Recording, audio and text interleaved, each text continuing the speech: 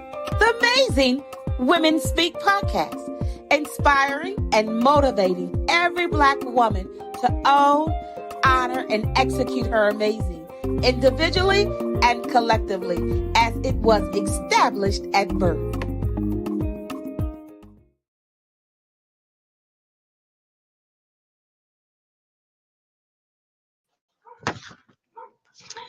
Good evening, and welcome to Amazing Women Speak. I'm Crystal L. Gunn, and welcome back for another great episode. And as always, thank you for joining. Today, we're going to tap back into a little bullshit. While music, social media, TV, movies, and the world will have you believing what they are selling, that you have to live a certain kind of way, that you have to have certain things. You got to always be chasing the bag. The world will have you dialing back your greatness so others are comfortable. It may make you believe that you are not as dynamic as you are because you were passed over for a promotion that they gave it to someone obviously less dynamic than you. The world will have you feeling a certain type of way. The people around you may have you feeling a certain type of way, questioning who you are, your ability, and your amazing. And you yourself, your own biggest critic, will cause you to doubt your own amazing. This episode is a reminder that sometimes you have to toss all that bullshit aside and be your own cheerleader. That you have to remember who you are and whose you are, and that you are and were created by the Most High.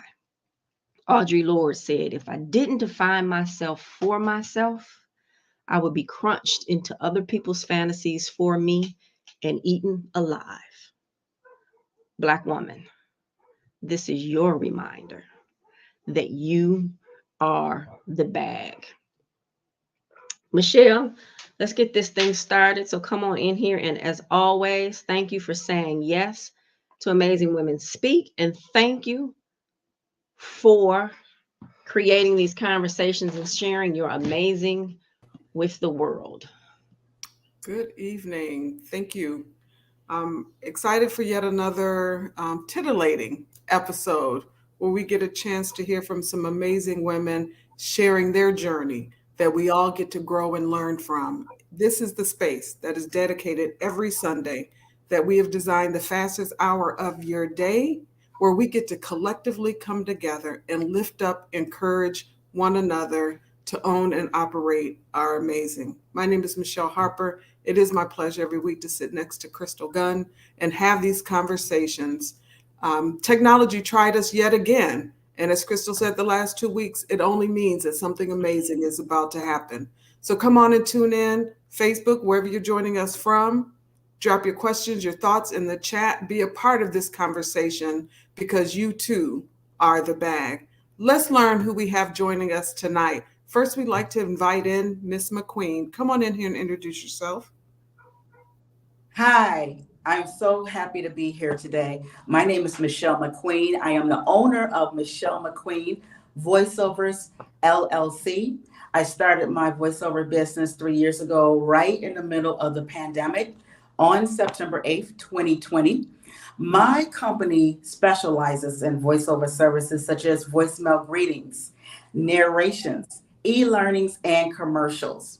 Now, during the day, I do have a day job.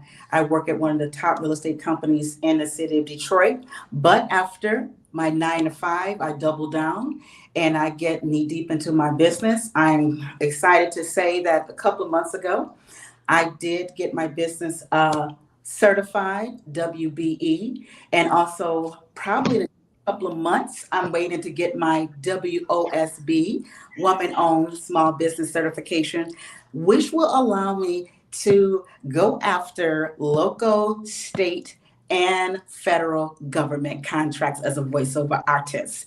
So I'm really excited about that. Also, a little bit more about me. I am a Detroit native, raised in the city of Detroit.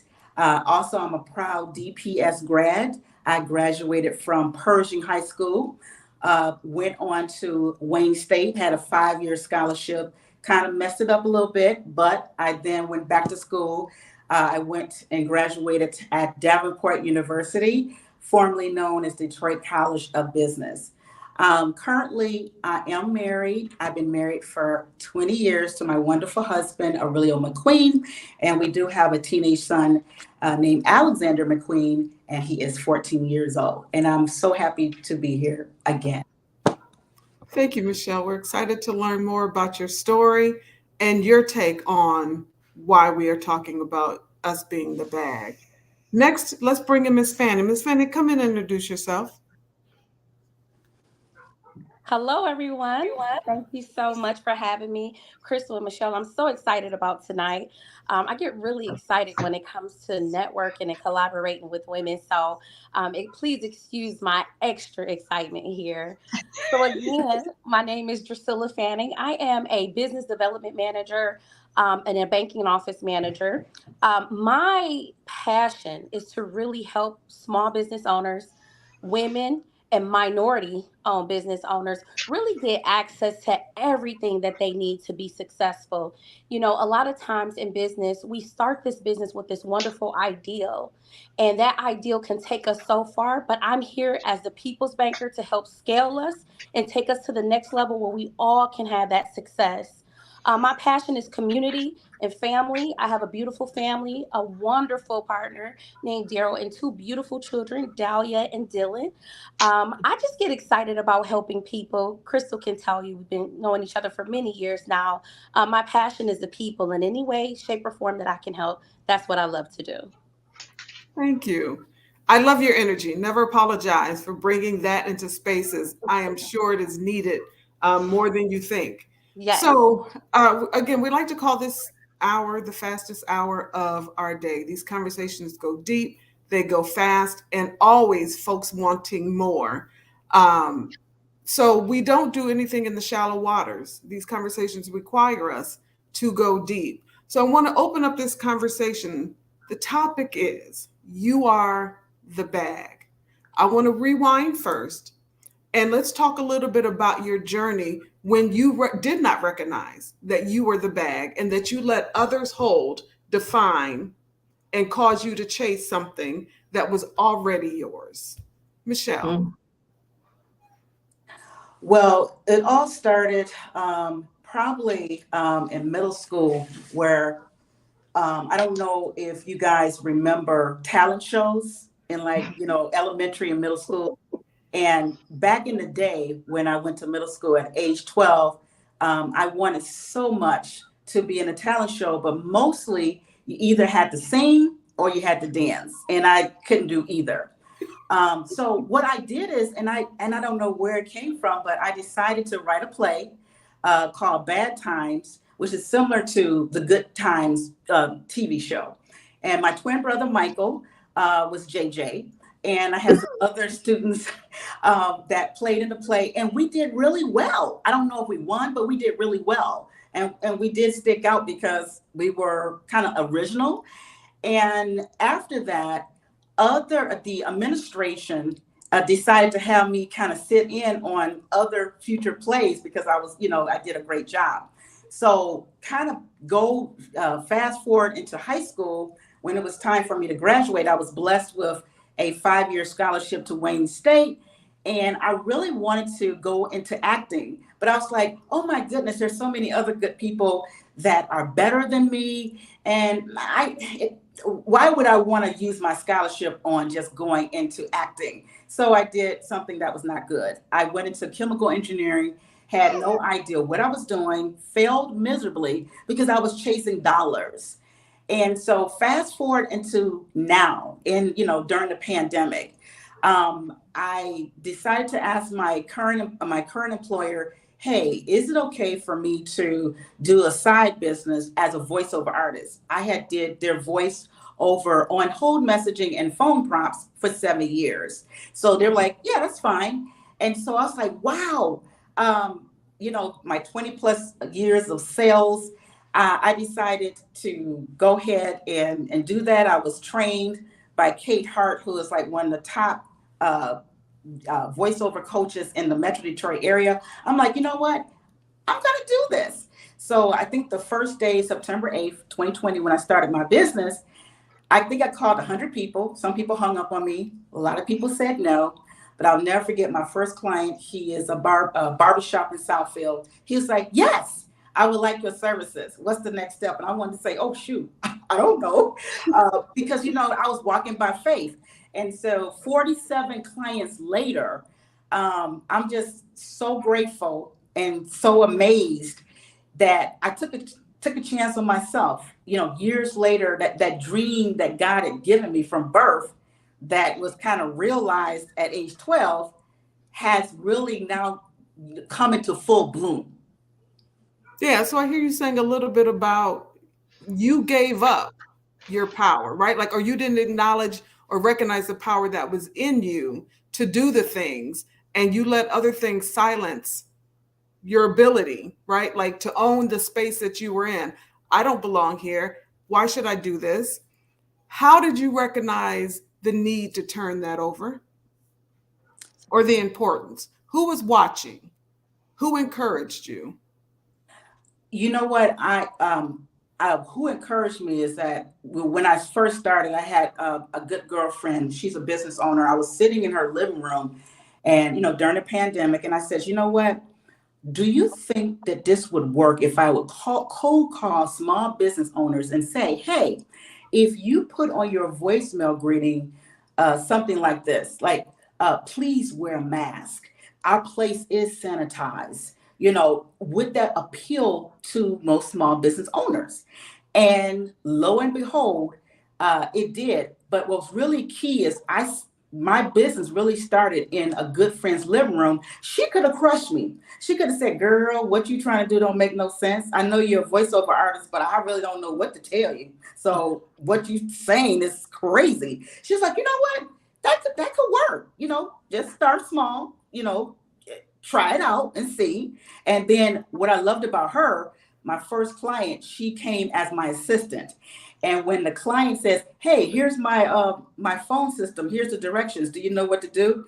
I didn't.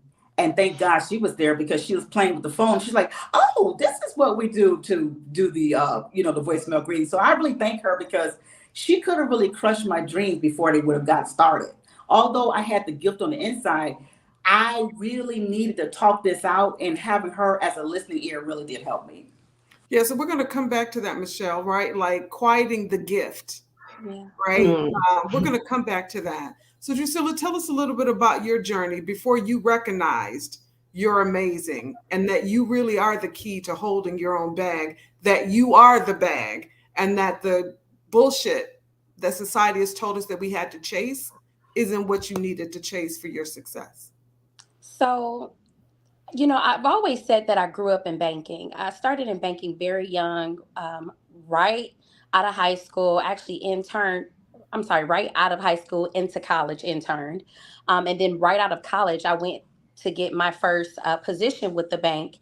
And one thing I noticed is that I would see a lot of others promoted fast and promoted before me, even with in multiple promotions, even with the skill set that I had, with the time that I had invested. I knew I was giving it my all. I met the goals. I hit the number like banks want us to do. It was when I started to have conversations with those and how they got where they were, that I discovered that a lot of this isn't me, and it's systematic things that happen. It's people knowing certain people and people being afraid of change and what's different. When I realized that I was the change, when I realized that I was different, is when I realized that, I dim my light so much because I thought that I didn't have the qualifications, even though I'm sitting in the same room with the other people being promoted. Even though I'm taking the same courses, same classes, seeing the customers, I thought, oh, maybe because I'm missing this one little piece, that's why they were able to get it and not me. But as I grew and I did more research and I looked at some statistics that say, um, I hate to say it, but white males apply for positions with one quality or one Don't hate speaking qualification. truth. Yes, they do. They'll apply for a position with one or two of the qualifications with all confidence. And when I started to research this and learn the numbers more, I understood that I had what it took. And it was being empowered around other women who took the steps, who weren't afraid of change, who understood that there was a systematic difference here that we have to battle, that's when I closely realized that, I have what it takes. I just have to be more strategic in my planning around, getting to the next step. Right. Like, so we've been socialized to just be grateful to have a seat at the table, to just Absolutely. be in the room. Right. Absolutely. And so whatever that call was that said, I'm going to start doing some research. Like, what is the difference? What is happening here? And oftentimes, right, like white men will apply with no experience and Yes. will figure out on the job. Right. And part of that is confidence and part of that is privilege. Right. Absolutely. And so pushing up against that, especially in banking, that's dominated by white men, right? Like pushing Absolutely. up against that and hearing yourself say, I deserve more. What were some of those early conversations like? Those conversations were me talking to leadership and them not being able to explain to me why I'm not taking that next step. Me asking very direct questions on what were the differences. What do you see my areas of opportunity between myself and my counterparts that made them qualify or made them take the next step out off the ladder, up the ladder. And the answers were bullshit. Let's say that, because we started this conversation like that. Once I realized that I had, somewhat of some bullshit answers, I knew that the ball was in my court and it was about strategic planning and making sure that I do the right partnerships. It was also me raising my voice and lifting my voice to say, hey, I'm already at the table. So now we have to talk about what's next. I'm not going to ask for a seat because I know I belong there. So making sure that I was in the room, making sure they understood that I understood exactly what was happening so that I can continue to sit at the table and really get what I needed from that table too. I also go to the table understanding that I'm here for a purpose. I identify what that purpose is and I stick to my plan. Fail to plan, you know how that goes. So now, any table I'm sitting at, any conversation I'm coming just as strategic and with a direct question to really make it be known what my goals are and where I'm trying to go. So, both of you, I would like an answer on this, right? Like you talked about finding your voice, and we have talked on several episodes about the courage of doing that and what's the risk in those spaces where you belong, you've been made to feel invisible, and you found your voice, right? Like I hear women, we've talked about finding their voice. There's a level of risk that happens, right? Like when you had that conversation with leadership, it could have gone a different way. So that confidence in finding your voice, how are you balancing the risk during that part of your journey? Would love to hear from both of you on that. I feel like I spoke a lot. Michele, do you want to go first? Yes, yes. Taking a risk, like good example, using my sales experience, really, I took a risk after I got out of, I think it was like maybe 3 to 6 month course that I had for, being a voiceover artist. You get your demo. The normal route is that you try to get with an agency so you can have somebody represent you. Or if you don't, you have to go the route of getting on Fiverr or getting on a pay-to-play site, pay like maybe $500 to $600 with like Voice 123 or voices.com, where you're auditioning maybe 200 times a month, getting one deal, and you're competing with hundreds of thousands of people across the country. I decided to take a risk to just cold call small business owners. Yes, it was kind of harsh when a lot of business owners would hang up on me or say no. But I knew it being in sales is a numbers game. If I called 100 people, 10 people would say yes. Then when I would follow up with the 10, out of 10, 5 would say, no, I think I'm okay. I don't need a voicemail greeting at this time. So then I would have 5 left. So it was kind of a risk because when I talk to a lot of people who go the traditional route, they're like, how did you get these clients? How did you don't have a home studio. You just cold call people. How did that work? I was taking a leap of faith. I'm like, it was amazing what's so wonderful about sales and doing a good job.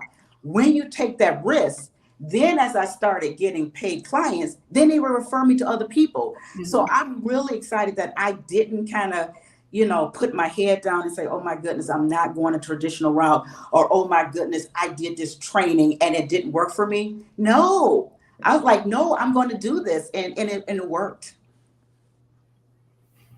Amazing. You know what? My response to that is that I made sure, well, I had to make sure that I came with a really strategic plan. I had to come to them with hard facts, hard information that states why I am trying to make this point. As Black women, a lot of times that when we're pressing the button or when we're pressing the bar, we're looked at as we're complying. I mean, we're complaining, or that we're crying or fussing, or the other thing, that angry, right? So I had to make sure that I kept my head above water, that I stayed logical, that I had strategic and logical questioning, strategic and logical reasoning, that I did my research. And most of all, I would make sure that I used the material that my leadership gave me to respond to why, I needed to be where I needed to be. Yeah, it is a real challenge, especially for Black women. And we have so many gifts that get overlooked. And so many spaces, again, we're made to feel invisible, and we don't know how to utilize our voice. We don't even know how to do that risk management piece of it that's necessary, right? And Absolutely. so we sit in silence, we sit with less than we deserve, and we realize at some point, without the right folks around us, that that's the seat, the only seat we will ever hold is the one where we continue to be overlooked. This conversation really is about identifying, remembering, and acknowledging that you are the thing that you have been trying to chase. And if you pursue you with the same passion that you're pursuing things in this world, you will have a different landscape and a different voice and level of confidence in order to do the very next thing that you're desiring to do. Why is it that we're struggling to love ourselves enough to acknowledge that we are the bag? Well, I I think believe, it goes back to that, to the thing that started this whole Amazing Women Speak podcast in the first place. That bullshit bar, right? Mm. Us chasing the thing that society says that we're supposed to be. And for those who have never heard that, it's, I call it the bullshit bar, where we know a bar is designed to keep us out, but that bullshit bar is unattainable, unrealistic, ever moving, spirit killing, depression causing, self hate evoking bullshit bar. Not only do we have to get over it and say, you know what, never mind this bar, we're going to dismiss this and go with another level of ranking and rating ourselves and understanding that that's amazing. But I also think that it's really, really important for us to bring others along in that. Michele always talks about how she has her seat at the table, but she always holds space for others to have their seat at the table. How important is it to you to make sure that you're doing that for other Black women that are in your industry? Come I on, Sue. find it the most important because, again, I credit a lot of my confidence and a lot of my next steps around having the right circle of women around me. Even you, Crystal, I know I say this, I've said it before, and not just saying it because this is her podcast, right? The motivation and the courage that you and encouragement that you get from the circle that you surround yourself with, it absolutely empowers you. There was a young lady that I worked with my current organization, and I'm going to use names. Her name's Susan. She always made sure that she said, make sure you support Black women, no matter what. I remember I had a time I had one of my teammates, one of my employees, just giving me a rough time, right? Taking me through the ringer. And I'm talking to Susan because I'm going to my team, like, hey, help me out with the situation. And the one thing she told me is, before you push that button, right? Before you push the button of HR or write up, anything like that, let's sit down and have a conversation and just reiterate what your purpose is, what her goal is, and how you guys can come together on that. And that was life changing for me because, sometimes we're in the moment, we're doing our thing and we just don't want things to stop us or complicate that path. But sometimes we have to take a step back and look around us and look at our team and look at the people who are supporting us to understand if there's something wrong, how do we get people back on track? So again, for me, it's 100% having the right circle. I have a group of friends that I have been friends with for 20 years now. I'm not going to age myself, but the support that I get from that circle, the support that I get from my best friend and my mother, other strong, independent Black women, it's top tier and it's nothing like it. I totally agree, Drusilla. One of the things that really kind of helped me in my business is the first 2 years I was a sole proprietor. And my third year, I got my business LLC'd. But what really revolutionized my business was I'm a part of 5 different organizations. And I never thought about being in organizations, business organizations that could help me grow and also help others as well. One of my clients when I did her voicemail greeting, I always ask clients, I always give them like my business flyer saying, hey, since you're very happy with my services, who would you refer me to? And so this particular client introduced me to Jason Cole, who is the executive director of the Michigan Minority Contractors Association. Mm-hmm. And I had the privilege to speak at that group. The vice president asked me to become a member. And I'm thinking like, why would I want to become a member of a contractor association? I'm not a contractor. But he says, you know what, this will be good for you because you'll have access to, the speakers and to other members here. And then by getting in that association, I was introduced to other members who are part of the National Association of Black Women in Construction. I had a chance to speak to them about the importance of marketing their businesses with having professional voicemail greeting. Right after I did my presentation, I was asked by the national president to join that organization. I'm like, why am I joining these organizations? But that was the best thing that I ever did, because after joining those 2 organizations, that allowed me to see, wait a minute, I'm around some wonderful Black women, Black men who are doing government contracting. And I'm like, if they can do it, let me see, can I do it as a voiceover artist? And I did some research and found out I could. So this year, I joined the Wealth Investor Network, which Crystal is a part of. I joined Style and Order and the Metro Detroit Black Business Alliance. And I tell you, I've been stretched because I'm good at cold calling, hiding behind the phone, right? But networking, because your net worth comes from your network, right? But being stretched, being out there meeting people, and then also not only having people mentor you, but also have opportunity to talk to other people to let them know, hey, because now since I've been certified, I'm telling everybody I know, everybody, this is the way to go. And they say, well, why would you say that? Because I just came through that experience. So I'm trying to let everybody know that is the way to go. So I'm just so blessed to be in these organizations, and they have really changed my life. So coming to understand who you are in this world, right? Not the labels, not chasing the bars, really knowing who you are, being able to stand in front of a mirror and recognize the person that you have desired to be is now standing in front of you. There's this process of, in that moment, you are fully able to understand your assignment, right? We talk all the time about our faith being the thing that grounds us. And we spent some time last week talking about knowing your assignment. I had been having some conversation this week that I also understood that your assignment cannot be reassigned. Other people may attempt to do the work in your space, but your assignment can never be reassigned. And without the gift that you bring to that assignment, the world will not be a better place. When did you identify, Drusilla, for yourself that you are the thing, that your confidence has set you right, and that you fully understood your assignment as you're walking through this world? That's an amazing question, and I love what you just said. When it comes to my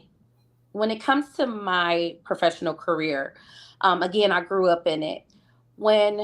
And people say this often, when I had clients following me throughout the progression of my career, I knew I was doing something right. You know, when they would say, no, I can't do it. I won't be there without you. So let me know where you're going next or what you're going to do next. And to this day, I hear that.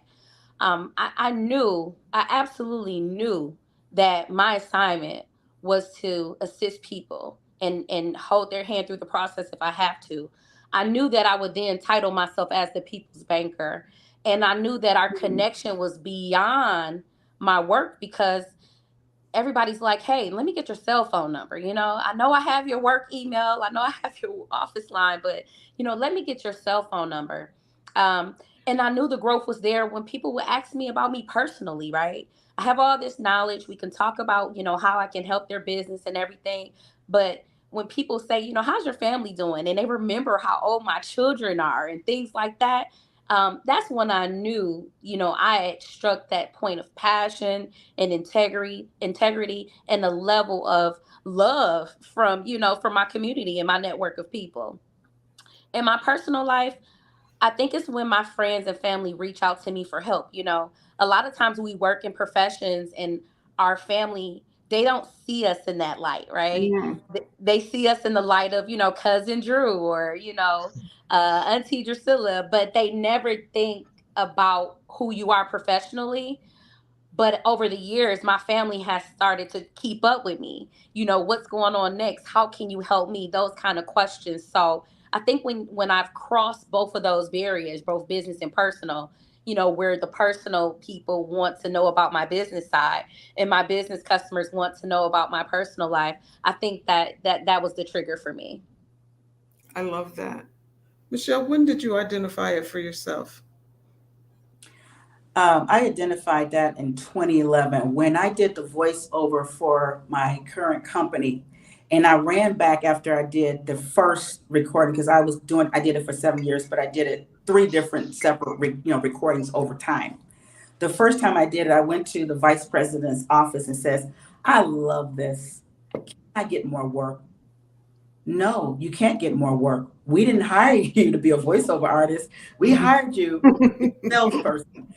And I was like, okay, I'll show them. So that's when I went to, go to school for voiceovers. But at the time when I graduated from that program, my son was 2 years old at the time. I'm like, well, you know what? I really had no clue what I was going to do, what direction I was going to take. And so my son was 2 years old. And I'm like, you know what? Let me just kind of put down the back burner. So I kind of had my gift hidden. So what happened was during the pandemic, everybody rose up as an entrepreneur. And I always told my husband, I'm a corporate gal. I just want to do my 9 to 5, rise up the corporate ladder and retire. I don't want to be thinking about being a business owner. But it rose up in me. I'm like, the gift is in me. And, I really believe that God doesn't leave anything. He doesn't waste anything. So my years of being in sales, I'm like, wait a minute. Okay, I'm a voiceover artist. I have the training. I have the sales ability. I'm going to branch off in a different way. That's not the norm. I can do this. And I asked the company, I just wanted them to know what I was doing and was it okay? Because when you're cold calling people, the first thing they want to know is, who did you do? Right. What kind of experience do you have? And then when I named the name of the company, they're like, oh, you did them? Okay. Well, let's talk. So I'm like, oh my goodness. So it's so funny because I'm just the passion of being an entrepreneur. Because like currently right now I'm in a business cohort and I'm like, wow, I just stepped out on faith. I really didn't know what I was doing. I was making the money, but I really didn't have all the systems in place. So I'm really blessed that I'm in a cohort now. So I'm kind of learning things like I've been in business for 3 years, but I really didn't know what I was doing up until now. But the gift, the passion was in me. But what I loved about it is that nobody can stop this. Nobody can control my time after I'm off work. And that this is what I was born to do. Right, like, and none of it is easy. It's the reminder of understanding the assignment and who gave you the assignment. That makes it undeniable. It will continue to eat at you. It will continue to nag you until you respond to that thing, right? we've had conversations over the last 3 seasons about understanding the importance of the assignment that God places on your life. So those that are listening with us on Facebook and other streams, please know that none of us are saying that the journey is going to be easy.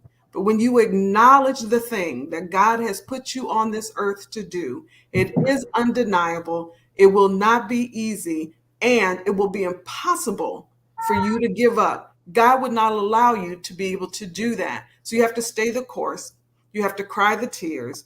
You have to laugh at the things. You Yes. have to rely on your tribe. You'll have to do all of the things. But your assignment is yours, and it will never again be reassigned. Crystal? And I think it's important for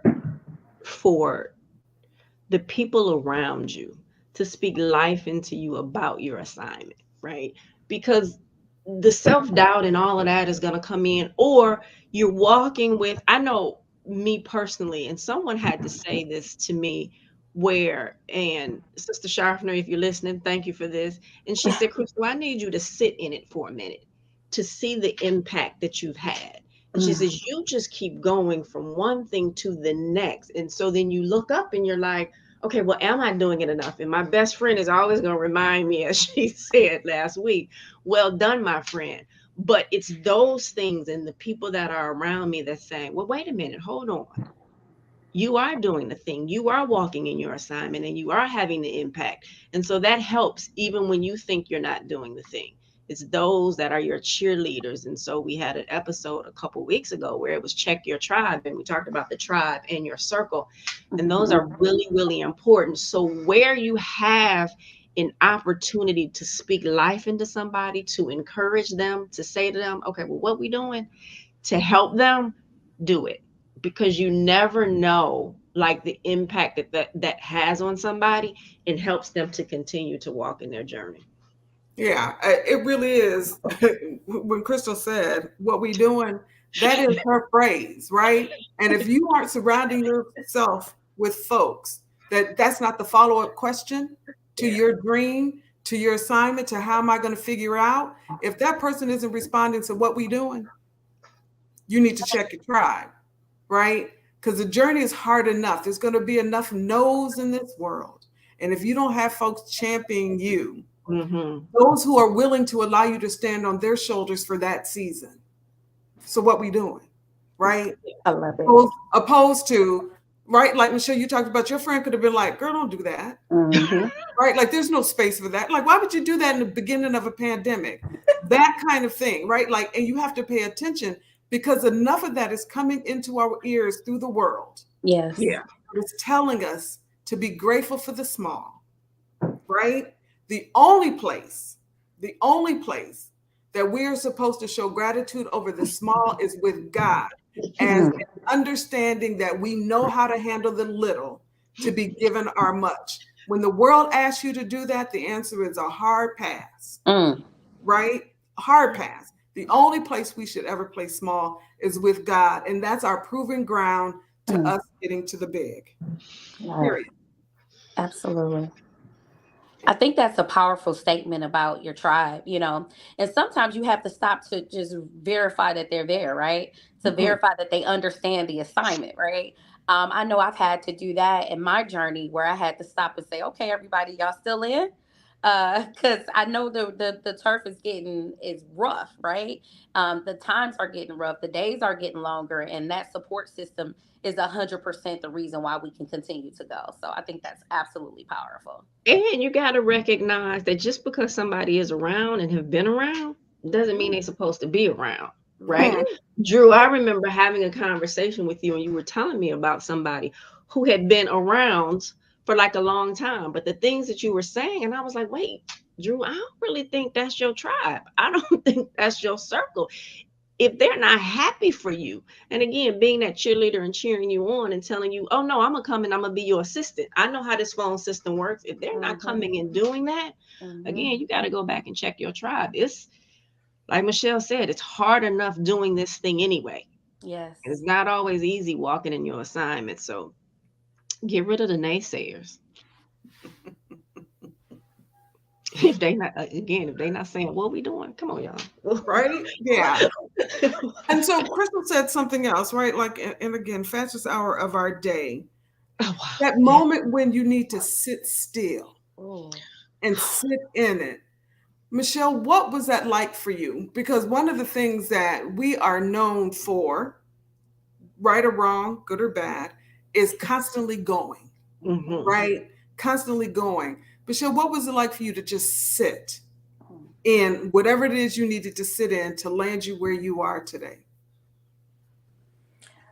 Well, I start my day off, and I think it really happened more towards the pandemic, because I would tell people, they would say, in my day job, how are you, so poised and not rattled? Because I deal with escalation issues at my during my day job, and I used to tell people, oh, I pray, and I do positive affirmations, and they really didn't know I was really didn't. I mean, it sounded good. But I really started during the pandemic. I'm like, whoa, what's going on here? Everything's shutting down and this is serious. People are dying. And what's going on here? And by me working from home, that gave me time to really say, you know what? I need to, for real, well, I'm telling people that I need to be doing that. And it kind of revolutionized my life, because right now, with me being in the growth stage of my business, I'm a part of 5 organizations. I'm a wife. I'm a mother. I'm trying to grow my business. Like I said, I just got certified.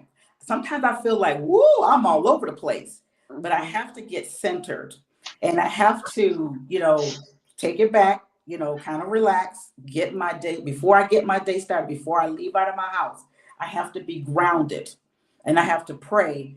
And also I speak, because words have power. I speak words, powerful words about my business, about my marriage, about my son. He's about to go to high school. And I'm like, oh my goodness. Ooh. So I speak not what I see, but what I want. And and it's really walking by faith, but it's kind of hard because when you're walking by faith, faith is the substance of things hoped for and the evidence of things not seen. But you're in the sighted world, everything looked like, oh my goodness. Just like when I saw that list of things I needed to get certified, I was like, I told the lady that was helping me, I said, I would hope that you would talk me out of this. She says, no, I want to talk you into this. And I was like, whew. But like I said, I had to get myself grounded because of all the things that I have, all the different hats that I wear. I would be bald headed with a Charlie Brown twig in my head if I didn't really get a grip and get grounded. So that's what I do. So as we begin to wind down, right? The topic tonight is you are the bag. And right, like we hear the kids out here, I got to secure the bag, get the bag. Tonight, we're inviting you to remember you are the bag. Drusilla, when you open up yours, what's inside of it? Oh, wow, that's an amazing question. When I open up my bag, it's full of love, it's full of family, it's full of wantingness to help my community, to develop a foundation and a legacy for my family that will live beyond my time. It's understanding that my purpose here on earth is bigger and longer than my time here on earth, and making sure that I keep tunnel vision on that. I love that. I love that. Michele, what's in your bag? What's in my bag is service. I'm gonna be honest. In the past, I would be one that is always take, take, take. And what I found out about life, everything is seed, time, and harvest. You do reap what you sow. Hey, when I was at a fair to get certified with the city of Detroit, I didn't know that I was sewing into to a young lady's life. She was helping me get my paperwork in, and she says, "Oh, you're a voiceover artist. Tell me a little bit about that." So I kind of told her my journey, and she said, "You know what? You don't know what you've done for me. You spoke life into me." She says, "I'm thinking about doing a side gig." I says, "Go for it. Do it. Start small." The advice I got: start small. And I says, "You say you have a lot of things that you're good at. kind of niche it down, and also find out you want to stand out in your business. So you don't want to be in, doing something that 1,000 other people are doing. Because guess what? Right now, when I was sitting around other people, it's like voiceover artists. Wow, you're the only one that's here that's doing something like this. So she says, you know what? You really helped me. So that's what I want to do. When we look at life, we're always, one hand should be up, looking at somebody mentoring and pouring into us. But one hand should be down, pulling somebody else up and serving them with what God has blessed you with, the experiences and life experiences that God has blessed you with. Right. Yeah, we certainly live in a society that I got mine, you get yours. I love that visual. So I want to answer that question because I think it was one, it was a great question, but when I open my bag, I see that vessel, right? Someone once said to me, Crystal, this stuff that you do with financial education and all of that, she was like, it's really great. She said, but your biggest thing is the impact that you have in the way that you connect with people. And I never take credit for that. It is a gift that I don't take lightly. And I think that's the thing that drives me, the impact that I can have on other people. And if I'm doing that and I can see how that has helped to change somebody's lives, whether it's on the personal side or on, in the financial side, it's that impact. So it's me accepting that I'm a vessel and then learning and being able to say, you know what, I'm really dope. Like someone once said, 30-minute conversation with Crystal will change your life. And it took me a long time to be able to say that, but I can say it now. Michele, you answer that question, please. My BFF, Michele. When you open the bag, my dear, what do you see? I'm going to say I change bags often because I'm recognizing, right? Like the gifts get bigger, the bag must get bigger. Yes. And what's in my bag right now is me. Recognizing my space, recognizing and owning my assignment. I've spent many years denying, right? And again, when God assigns you something, you cannot deny it forever. And so acknowledging and living in it. I'm in a season right now where I am inside of my own bag because I'm required to. God is requiring me to give of myself in ways that I'm still able to maintain. I didn't realize that either, right? Like both of those things could happen for me. So right now, not only am I securing the bag, I'm in the bag, recognizing all of the things that need to be necessary, right? Somebody came back to me and said, we were at a conference and somebody said these things about you.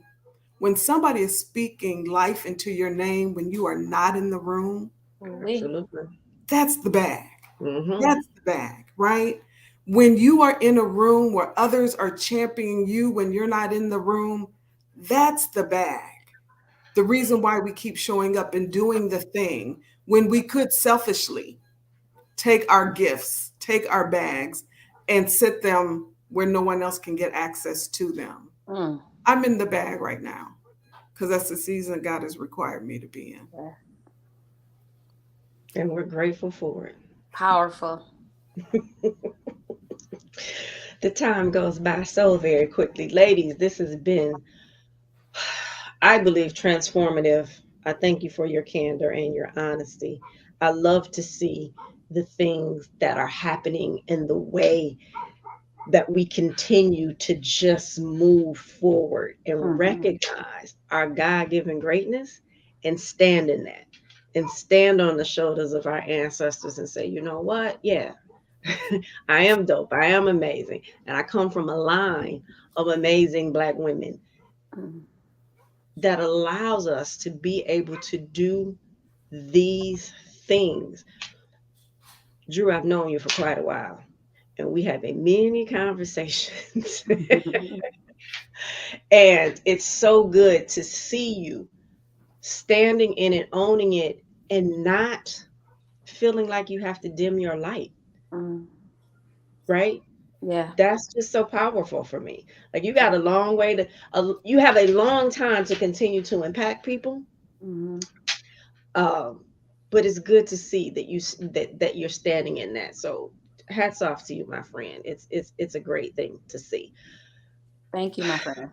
Absolutely, absolutely. Michele with two L's. You are definitely a winner. I'm glad to know you through that organization. I've been able to meet some incredibly dope women. You are that as well. This is officially our first conversation that we've had. I knew I wanted to have you on the show, and you did not disappoint. I am grateful for all of our listeners out there. Speak life into others. Yeah. But most importantly, remember who you are and whose you are, right? It's people that's cheering you on, and it's some that don't want to see you. They don't want to see you get to where you need to be. They don't want to see you get to the place that God has for you. Let them be disappointed. Step Mm. into your God given Mm, greatness and continue to mm. walk that road. Yeah, definitely let them be disappointed. I am Crystal Gunn. I am a Black woman, and I own my amazing. Well, Thank you, thank you, thank you. Those that joined us tonight, another powerful and transformative conversation. Just a moment to sit and reflect and remember that you are the bag. Remember what your gifts are and offer that to the world. There is a space for you in it with boldness, with audacity, with amazing. Because as Crystal Gunn reminds us, it was established at birth. Live out of it boldly. Crystal, I remain grateful that I get to sit here and have these conversations with you. I tell you every week, you truly do bless women that have never been in a physical space with you. If that's not understanding your assignment, I don't know what is. I'm so very grateful. Everyone needs a Crystal Gunn in their lives. You can't have this one. She's mine. But go get you one. Go get you your ongoing daily champion in your life. Crystal Gunn, well done, my friend. I am grateful. I get better every single week by the amazing women that we get to share these amazing conversations with. Tonight, I grew just a little bit more. Thank you both, Drusilla and Michele, for sharing your amazing with this body of people. We got mhm. stronger as a collective. My name is Michele Harper. I am a Black woman, and without apology, I own my amazing.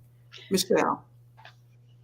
I just want to say thank you so much, Crystal, Michele, Drusilla. This has been so awesome. I mean, what a wonderful way to spend a Sunday evening pouring into. I'm honored. Again, thank you so very much. My name is Michele McQueen. I am a Black woman and I own my amazing. Drusilla. Yes, I want to say the energy and the power between this group of women has taken it up a notch.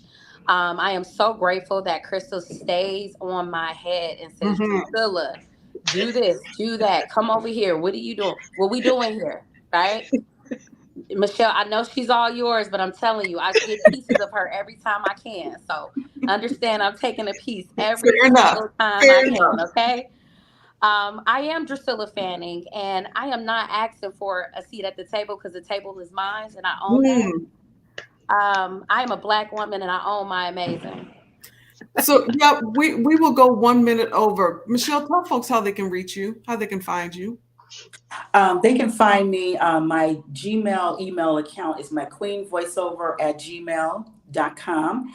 My website is michellemcqueenenterprise.com. And also my Facebook handle, Michele McQueen VoiceOvers, and my Instagram handle, Michele McQueen VoiceOvers.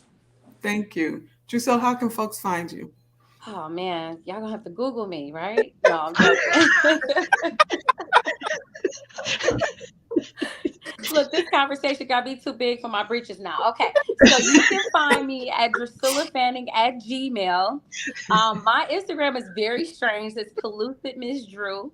Pellucid means fluid and liquid and see through and clear and transparent, and that's who I am. Yeah. Um, and my Facebook is Dru Fanning. So please feel free to inbox me, message me if you have any questions. Okay. Again, we don't look.